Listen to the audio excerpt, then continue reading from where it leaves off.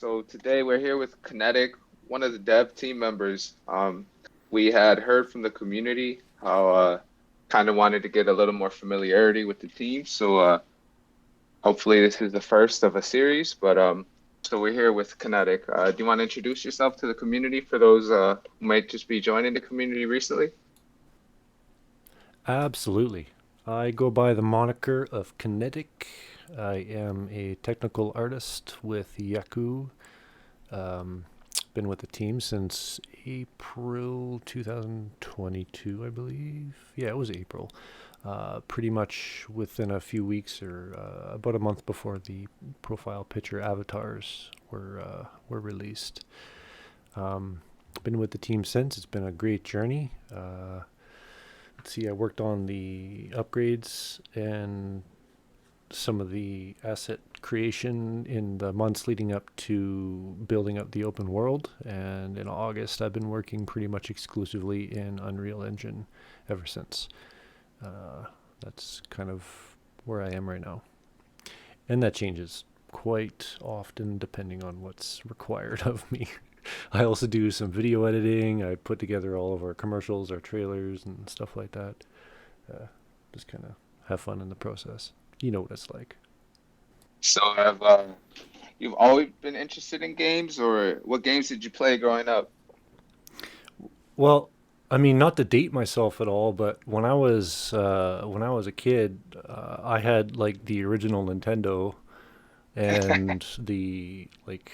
I mean, Atari was out long before I was born, but I mean, I still played like those The machines. classics. The classics, yeah, the good old little, yeah, they were fun. I had a lot of good memories with that. It's a more of a bonding experience at first once you get past the conflict with your siblings and who gets to play which player and what level you're on to next. But a lot of my core memories from video games and really wondering like how the does this thing work come from playing Nintendo. Uh, Mario World was a pretty good one.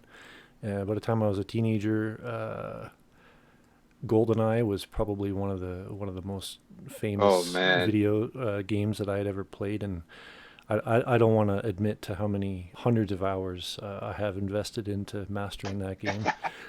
But to say the least, it was something that kind of put me through most of my teenage years, and then once some of the newer generation consoles came out, I started getting into Call of Duty and Halo, of course. So the first person shooter stuff was really something I really kind of enjoyed playing with my siblings as we got older. So over the years, once I kind of started to settle down and you get a job and you really start like segregating how many hours a day can you put towards playing video games versus how much do you have to play an actual human being out in the real world. I IRL. Yeah, the IRL touch grass, adulting as they call it. I ended up playing a lot of RPG games. I really enjoyed playing RPG games, especially the open worlds. When the open world games started becoming more prevalent in the gaming industry, that's when I really started to be like, wow, this is something I want to get into, especially in the environment design.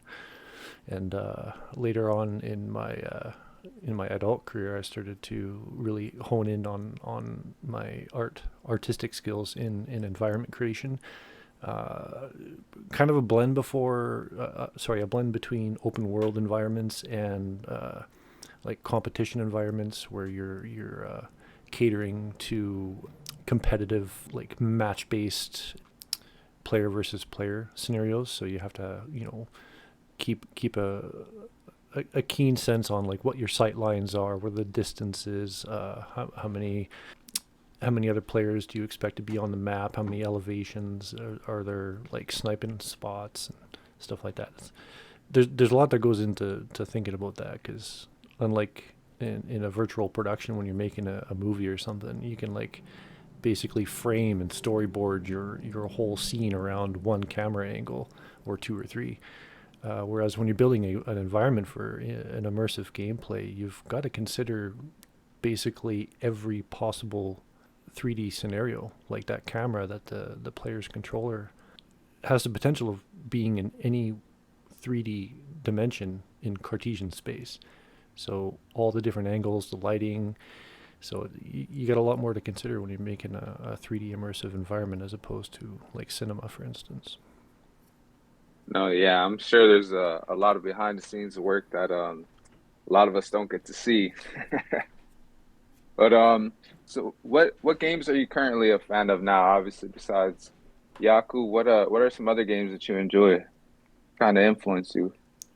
More recently, if anything, I've got I don't know how many hundreds of hours put into Cyberpunk, for logical reasons, not for anything Work that. related. Yeah, it is quite literally work related. I spend most of my time studying the environment and breaking apart like how did CD Projekt Red team utilize Red Engine to create such an immersive, massive world with such a diverse amount of color and textures, without going overboard on performance draw and memory requirements.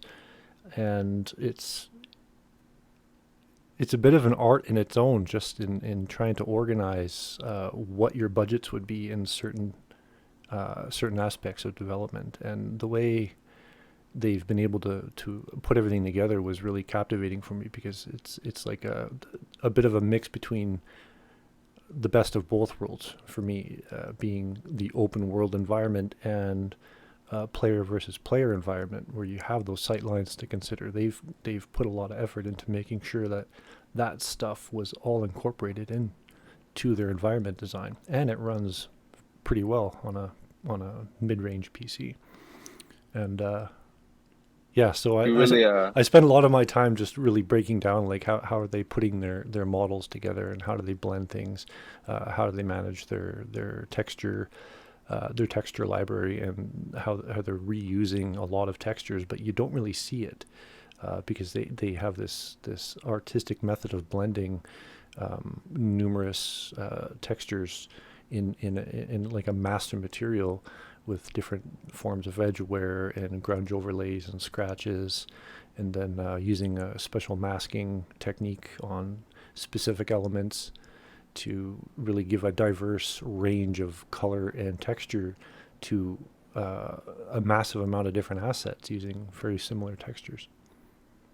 so outside of Cyberpunk, you kind of touched on it when you're speaking. When we're creating, we kind of draw from different influences and kind of synthesize that into our own kind of vision. So, what influence do you think Cyberpunk and other games kind of bring into your development in the Yaku project? Well, for me specifically, because of what I'm doing on the Yaku team, it's really focused on organization of what our end result is and how to achieve that step by step. So by the influence that I get from immersing myself into these games gives me an insight into what the end result could resemble, not necessarily from a gameplay or a story-based perspective, but like an X-ray vision, in a sense. I guess you can say I take things apart visually and dissect how they would do it, and then I compare my findings to what I find in my research online when I look at the interviews that were done by the dev teams of these games. These game studios have media releases that go into how did they break down their asset library, how did they set their budgets for memory and performance, that is. And I kind of take it apart and I try to apply it the most efficient way possible, while still continuing the production schedule that we have set for ourselves. Right, right. So, how would you describe your position at Yaku, and can you describe how you manage your workload? Uh, let's see. My position, other than seated most of the time, Um, yeah, I don't have a standing desk yet. I haven't quite got to that point. Oh man, you need those stretch the legs, trust me. Yeah, well, I take breaks quite frequently. Trust me. I get out and I go check out the garden. It's Touch springtime. grass. Yeah, touch grass, go mow the lawn once in a while. Um, because we don't have like 100 people working on our team like most AAA studios would dream to have. Um, a lot of us that are on the core team have a lot of hats to wear. But when you pull our operation apart and look at its core functions and compare it to that of a AAA studio with like a 7 or 8 figure budget, the core functions are the same, and the vertical elements that assemble them are the same. It's just the workload is managed in such a way that makes it so that we can stay within our span of control and not exceed our like our daily work limit. Not like a work limit like we're only capped at you can only execute so many things per day. I mean, like, you don't want to overwork yourself because you'll hit creative blocks, you'll burn Right. out. Like, we've all experienced that, I'm sure. So in order to limit that, we spend quite a bit of time in pre-planning, organizational structure. We use other tools to gather our thoughts and connect everyone's visual ability to portray a conversation as opposed to what we would on Discord, using type text and just dropping images.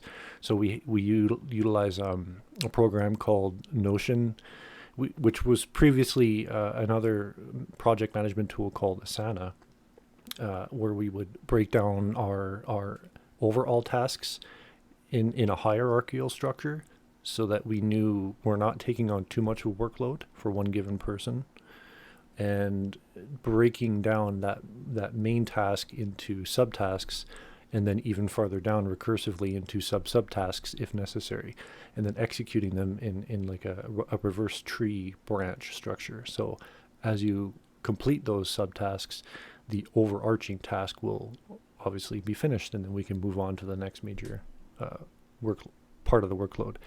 And it's a structure that works, especially for such a small team. We still manage to get a lot done. Obviously, we would like to have more people, but I mean, you got to be careful with who you trust these days, especially when everything's done over like Discord and not face to face, when you can see someone uh, and like hear what they're saying during an interview. Um, Right. And I think also there's a sense of continuity and kind of a cohesive picture being developed due to the size of the team that in a way it's actually a strength that really allows the team to really stay focused and not too many voices in the pot. We can keep one coherent storyline, a yeah, coherent yeah, vision, and a coherent progression towards that vision. yeah. Like, the worst thing we could do, like, it's one thing if you're a one man show and you've got to do it all and you have all the ideas. You don't really have to write everything down and organize it. You can just execute as you wish because it's your own system. But once you introduce another brain, then you have to share everything in a way that is compatible and still executable. And then with every new brain you add to that, everything compounds exponentially because you have a lot of thoughts, a lot of ideas, and it's a matter of who's going to manage what. And using these organizational structures that we have in place, I guess you could say it keeps us in check, so we don't get too far out of the way, which we are guilty for. We have gone way beyond our capacity in the past by taking on new stuff, new ideas, and like pivoting our workload to quote try the newest thing. And aside from some very quick-lived hype, it does not benefit the overall structure of the business or the studio at all, because it ends up putting us back. It adds more complexity to the projects we are working on at the time. So essentially, like we have this compendium of ideas. Like ideas are a dime a dozen. I think I've mentioned this to you before. We have more than enough ideas. It's just a matter of how do we organize them in a way that we can execute and R- maintain a sophisticated yet structured form of continuity.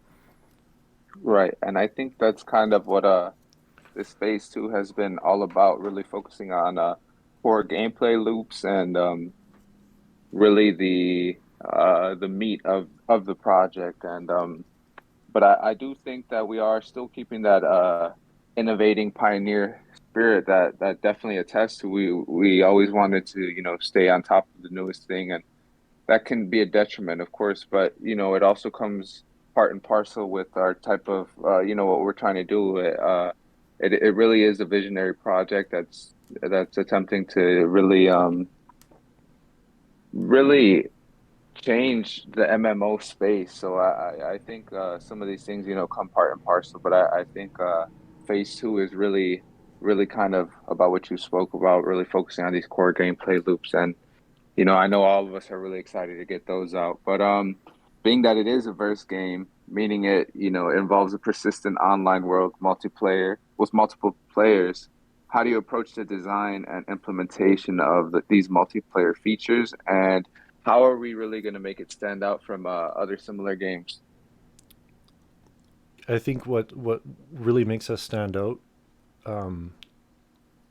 is how we're going to be bridging the conventional multiplayer experience with ownership and the fact that you can take something that you've either earned or traded or purchased for the purpose of playing our game and getting involved with our experience and be able to either hold it or trade it for something that could essentially still end up paying for something that you need to live, whether through fiat or another method through the blockchain.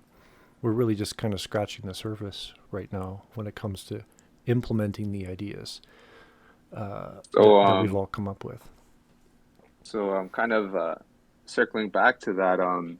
What are some of these rewards that you could see? Would it be customizable aesthetics or power scaling rewards? What do you envision necessarily? Well, I think a reward structure would be based on a form of gameplay that you would need to work on. We can have loot set out in certain areas in certain game states, whereas some of that loot would have a tangible value associated to it. In our open world, we have a structure that's being built right now where we can have other communities from the Web3 ecosystem work with us, and the idea is their products can be showcased from within our gameplays, like within the Yakuverse in some form. One of our levels or a reward could be something from that other economy that's been developed on Web3, that other community, and that allows us to broaden the field of e-commerce, interconnectability. There's more range for companies and businesses that aren't associated directly with Yaku, but still have the avenue to reach the player base that we're working to achieve. So, um, we really really you envision Yaku being kind of a hub for different Web3 projects, kind of like a bridge from the Web3 community to the Web2 community. Is that correct? So I think bringing more Web2 community into Web3 is going to require lubricating the transition as easily as possible. A lot of that could have to do with how we manage new oncomers, new players who've never seen or heard of a wallet before. how do they access the blockchain? How do they keep their assets in their own name using their wallet now? How do they get to their wallet from an external source without having to log into the game? And that's why the hub was created, along with many of the other Web3 tools. But the hub is an essential part of that lubrication. um, but essentially, what we've decided in regards to how we're executing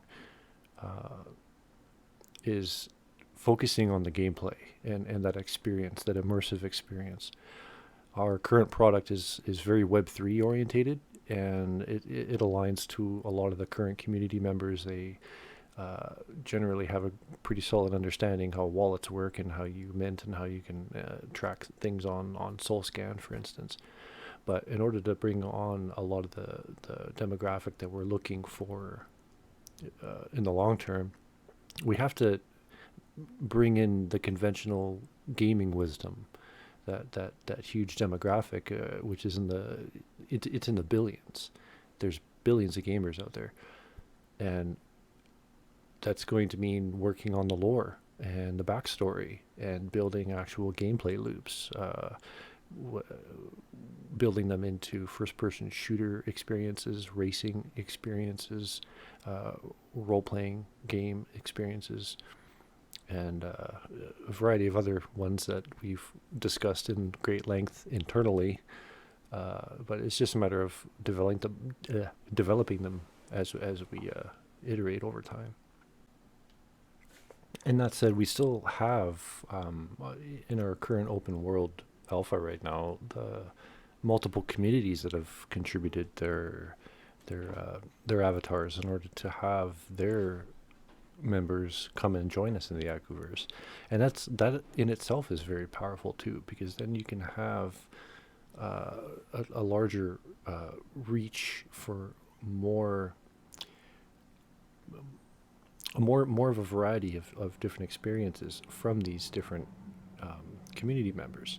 As they come in, they bring in the ideas from their community, and through collaborative effort, through between the developers and even through the community members, that will over time garner more of a that open world relationship. That's going to be kind of that core ethos of why people would want to come back. Why do you want to keep coming into the Yakuverse? Well, because it's a community-driven environment, and that's where a lot of that collaboration comes into play later on down the road. Once we start to get the attention of the Web 2 community, because I mean, in an ideal world, I think a lot of the newcomers that come in that don't have any experience in the Web 3 world, they would be aligning with some of these communities that they wouldn't otherwise have known about had their avatars not be available to try and experiment with in our open world, which I think is pretty cool. And I definitely foresee kind of that collaborative effort. And I think just kind of within the Web3 sphere, there's kind of more of a collaborative ethos in general. Mm-hmm. But It essentially benefits the world more when we're all working together in keeping these ideas and these game states, these communities connected in that way, using this new technology, that being the blockchain, is something that I see as being a success. no, yeah, definitely. But in Yaku, the players are going to be able to customize their characters, obtain unique gear, abilities, and level up. So how do you contribute to the design of these systems? And in a perfect world, how would you envision them to look? Um, well, the way I contribute is it's really more like the organizational part of it right now. I'm kind of taking on the unofficial role of the operations manager because of the wide scale complexity of all of the quote ideas that we have, um, and kind of transcribing those ideas into something that is able for a developer to understand and execute one task at a time or subtask at a time. So someone's got to take that on who has a background in understanding gaming language and how they're built. So part of what I'm doing right now is making sure that when we do start to onboard more talent, we can execute those tasks tactically because they're ready to go. At any time, any one of us can shift over and start working on those tasks and start basically rolling those features out. But for the small team that we have right now, if we start doing that, we're taking away from the other ones. So it's really my main function right now is to keep everything organized so that we can produce. It's definitely valuable, trust me. Some of those tools like Notion and Milanote have been really, really essential in helping the team keep everything structured and organized and kind of everything Yeah, modular. So in I love case we do Milanote. increase, yeah, Milanote's my it's favorite. awesome. That's great. Yeah, me too. I'm more of a visual learner. I like to interact with things visually, and so Milanote is the perfect structure for me. Just yeah, I really enjoy it. But so It was really hard at first when we first started to compile all of our executables into one place. It was just overwhelming, and like last year when we started assembling everything together, it was yeah, it was daunting, but it was what do you call it? It was learning experience. relieving to have like everything kind of finally working out in like a something that you can see. Like there is a light at the end of this tunnel, right? At the right. Right, and it's just a matter of like every new board that we add, every new comment and image for references and concept art that we put in here and we connect it all together. It's like chiseling out more of the hallway to get to that light.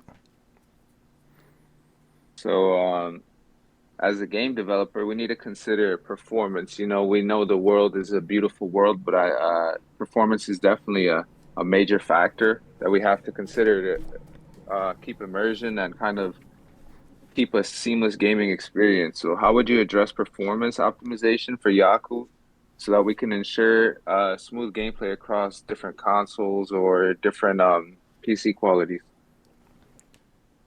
Great question. The alpha version is what I would call a rapid prototyping and scaled development system. That's very informal. I just kind of thrown it to the words that are coming to my head, but that's basically how I would sum it all up. It's not intended to be a full-fledged finished product, as nice as it would be. It's just very difficult to be able to put out a full finished product in such a short amount of time. We didn't really start building the downtown open world until, what was it, around August or September of 2022. So roughly 5 or 6 months to get to the stage where we're at right now, which is not too bad if you ask me, given the size of our team. A lot of the development was focused on integrating the Web3 functions, and that's where a lot of the important aspects were at. For obvious reasons, we want to make sure this stuff is actually going to work in scale on a multiplayer platform. And that's why we focused a lot more energy on getting those functions working and making sure the visual fidelity was top notch. But obviously there's always a sacrifice somewhere. And the memory requirements is essentially where we let that sacrifice take over for the moment. And of course, it's going to get better over time as we iterate and develop the tools we need in house. For instance, I'm working on a proprietary material management system that works for all of the in-house built assets. what it does is it manages our textures in a set of master materials for building out the open world at scale. So as we introduce more elements, more blocks, more buildings, we can apply this system of memory or of texture management to that material or whatever material that would be associated with that asset, and it would end up reducing the amount of draw calls, b the amount of texture memory because a lot of it will be cached if necessary. Um, Ideally, we wouldn't exceed much more than 4 to 5 gigabytes, which is still pretty high. I'd like to get it much lower, but it's still half of what it is now, and I'm confident I can get to my memory requirements cut in half quite easily. It's just a matter of consolidating our texture library down to that manageable level and integrating the material management system into our asset building pipeline, mostly focused in the texturing area. I So hope would you say, I hope I'm answering your questions. I kind of get off on a rant sometimes. oh no, no, no, that's fine. That's definitely valuable so we can kind of get some insight. But would you say you kind of spoke to some of the issues that were being had previously. Would you say a lot of these are kind of cleared up now? Um, well, we did have problems that we did not have a clear path to solving when we first had released it because we introduced a new um, type of movement system that gave our characters more fluid interaction, and that was an effort to make it more immersive, to make it more fun, more unique. But because it was so late in the alpha development stage for 0.7, we ended up kind of stepping on the toes of some of the work we had done with other functions that we had. So we had the choice of either going back to the original, very lanky, simple movement, or kind of like scale back access to certain things, which would be, access to your capsules, access to your mansions, being able to ride bikes in the open world. No, yeah. Building something new, it's like Rome. It's not built in a day, but it's definitely worthwhile to see the progress and see kind of how all these things are being resolved. And it's definitely very hope inspiring that the light's there at least now that with all the everything kind of formalized and just to have that clear target, it's a Hmm. great look for the community. Well, we haven't really been focusing a lot of the actual storyline too, like right up to as recently as when you joined our team, we were just getting into deep dives into the lore and the backstory for character development, environment design, so that we can actually have something that's engaging. It's not just you log in, you jump in the world, and you run around. Like that's not a game, and we know that it's not a game. But in order for us to have a game that's fun, you got to have something to follow it. To play, right? Exactly, right. And so the lore and the backstory is something that's been kind of like we've all been wanting to do it. Like we want to be a part of building it because it could be so immersive. But it's something you really got to take a lot of time to dissect. Like every aspect of the storyline that we create for the Yaku world has to have some kind of technical um, breakdown of how do we execute that? How does that work? If that's a new character, where do they come from, right? Or a new feature that's part of the world that sounds really cool, but how do we execute that from a technical standpoint?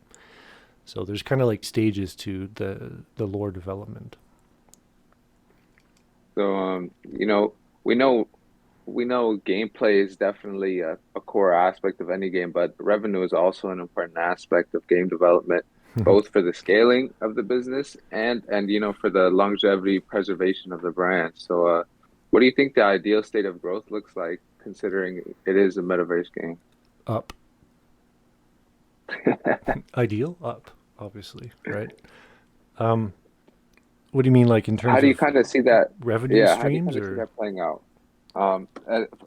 Let's start with the kind of the growth of the game. How do you kind of see that unraveling? I think in terms of growth, it would be ideal if our player base was growing uh, exponentially, preferably. In I think, in my opinion, in a deal scenario would be we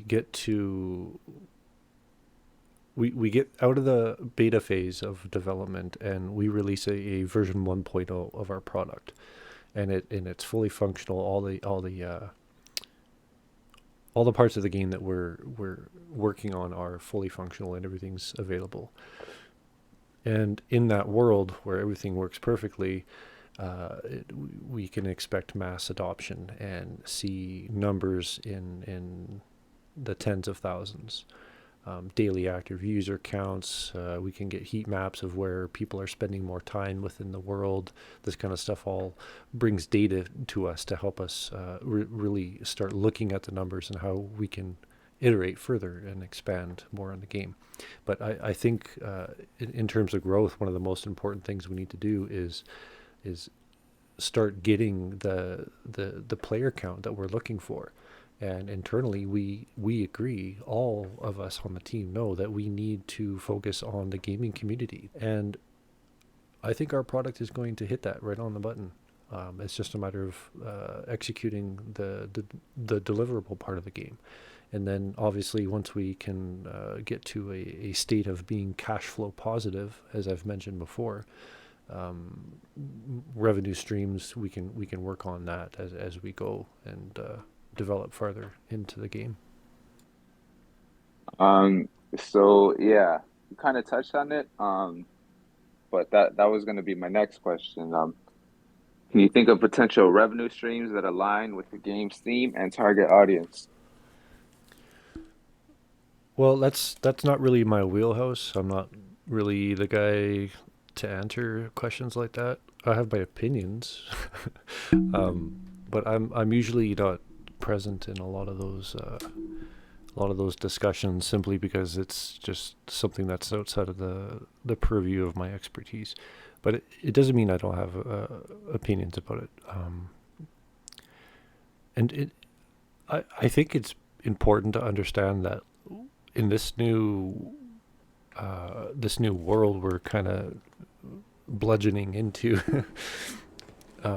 there's a lot of possibility for that when you integrate the blockchain and ownership of assets as we build stuff for the game.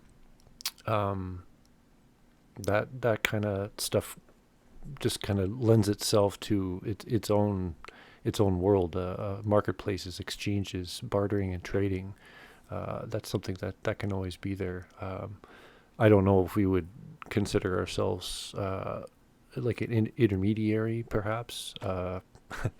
I don't know if there would be like fees involved, or if we even want to get into that. That's, like I said, not my wheelhouse. But I mean, there's a lot of opportunity for it there, and I'm sure, as many of you listeners might know, there's other projects out there that have explored a lot of these avenues already, and they're working on these technologies as we speak. So to say that we will or we will not focus our energy on any one particular one would be pure speculation at this point, because we just don't know. But the possibilities are definitely there. There's a lot of new stuff that's coming out, and there's really no reason for us not to pivot if we need to, or if there's an opportunity that comes up that aligns with our business model and keeps in check with what we believe is the core ethos of what our community wants to see within this environment that we're building. Then yeah, that's great. We could probably start brainstorming and integrating it. But yeah, there's lots of stuff involved. Yeah, so that's one thing that I know the community has been excited speaking about you know owning property within the verse and potentially down the line once player base is kind of increased major companies may be purchasing real estate within the verse, whether it be an asset that's already there, purchasing a building and just kind of customizing it to their brand, etc. I know that's something that the community has been excited about. Do you foresee that as a potential revenue source in the future? Well, I mean that'd be great, right? I don't think there's any reason why we should shy away from any opportunity for revenue, but uh, it it also falls on like how we can introduce that to our game as a game, not as a metaverse.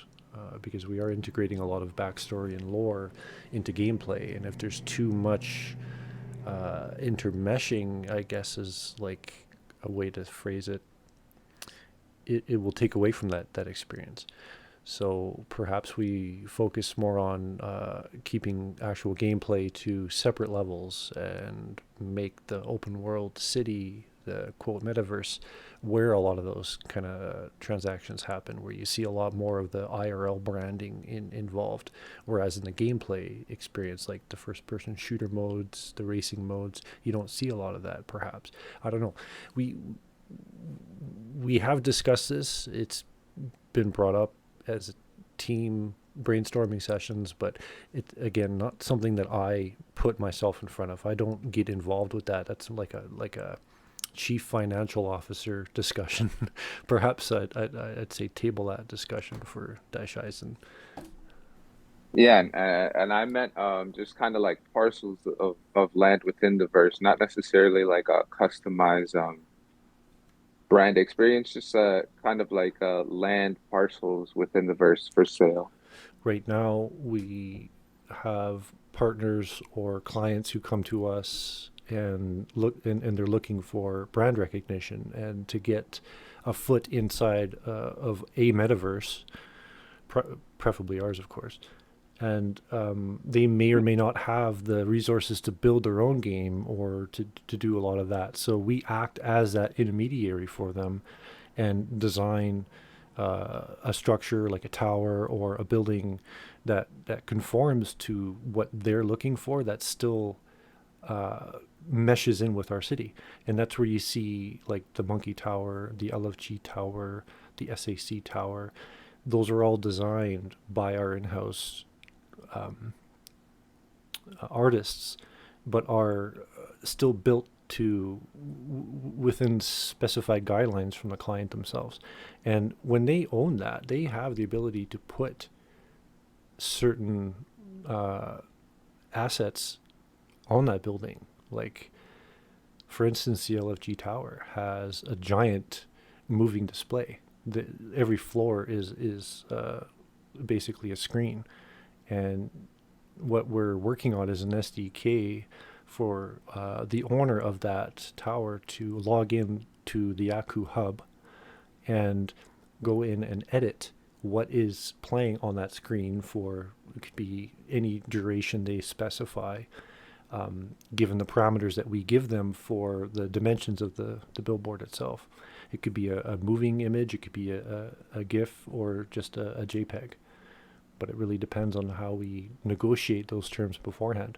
But just to recap, we haven't discussed rolling out specific parcels and putting them up on the open market. That's a bit of a different question, if you ask me. How do you see the storefronts kind of integrating into the future of the game? I think like that's something that really gets me excited. Same with the billboards, because that's where you're able to really like bring the outside world into the digital verse, which is kind of like that whole vibe I get when I think that word metaverse. So we would build a storefront or a shop and work with the owner of the brand to integrate a certain degree of their assets, and make it so that we can give our users the experience that our client would like them to have in a 3D environment. So if you wanted to go shopping for some new shoes, you can scroll down to the Antibodies store and go check out some new shoes. And if you like them, the 3D version that you're playing around with in your VR headset, quote, years down the road. No, I'm kidding, not that far. Because we're integrated with the blockchain, you can purchase that on site, integrate it not only into your avatar that you're walking around with inside of our 3D immersive world, but could trigger, depending on if you have your account set up through some kind of KYC network that'll send your mailing address, have those shoes, a copy of those shoes delivered to you in the real world, and you could be wearing them the very next day. So Right, that yeah. kind of stuff is Imagine totally feasible, and that like gets an me excited. Amazon. Yeah, yeah, Yeah, that's almost top secret shit. But yeah, just like basically Amazon. Yeah, basically just like that. yeah. That's the sprinkle of alpha that will Yeah, I'm not too comfortable going too much further into that right now. Let's just no, yeah, yeah. keep it there. Thanks. But I think it was definitely a really great opportunity to kind of get a look into the mind of some of the team members and get to know them a bit more. And I'm sure hearing some of the things will community will be very happy, very I happy to sure hear hope from. so. I sure do. I mean, each one of our team members we all bring different skills to the table, right? There's so many different things you need to be able to do to execute a project on this scale. I don't even like calling it a project anymore. This is a business, and we have products. But in order to execute in a scalable fashion, we need all of this talent. And as nice as it would be to be able to say you know how to do everyone's job, you don't want to know how to do everyone's job, because there will come a time where you're going to regret knowing that much. You need to just stay focused on what you're good at, and let the professional, so to speak, focus on what they're good at, and then learn how to work together to put it all together and then deliver that to the world. And that's what we're doing. Uh, on a scale 1 to 10, how excited are you for the future, the next coming months? How excited are you for the future, Yaku? That's a loaded question. I don't know if I want to answer that.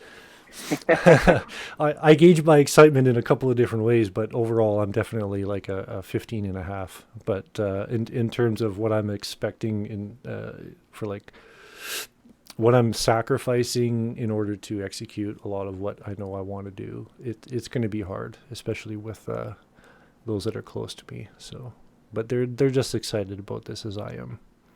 So it's pretty cool. Yeah, yeah, I know. In all the conversations I've had with the team and everyone is deeply invested, really, in the success of the business and really bringing this to the community as well. Hmm.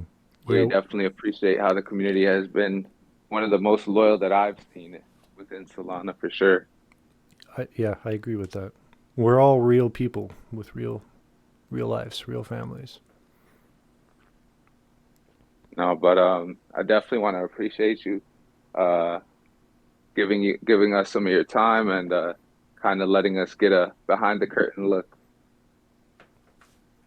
Yeah, looking forward to another one in a couple months. See where we've come. Oh yeah, definitely, definitely. We hope to be updating the community with some of these here and there to kind of keep the community and the behind the scenes team kind of connected. So definitely appreciate it. All right, Yeah, and 773 Click. That's your new nickname, Click. Mr. Click, Mr. yeah, threw Click. that pen away. Don't worry, community, it's gone. That's great. No, but yeah, yeah. So we'll definitely be hearing from Kinetic we'll definitely be hearing from him again. And yep, I'll be keeping the community updated as much as I can, and doing these team profiles with other members of the team at a later date. Sounds good. See you guys Yep, next so time. take it